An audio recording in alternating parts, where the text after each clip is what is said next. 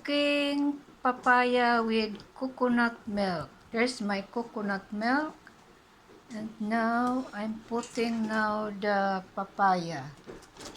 Here's the papaya.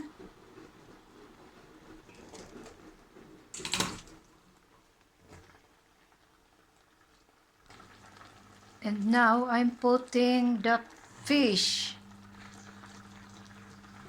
There's the fish.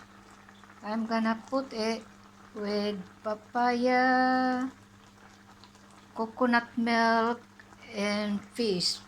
That's my dinner for today. Hope you like watching my cooking. And please like,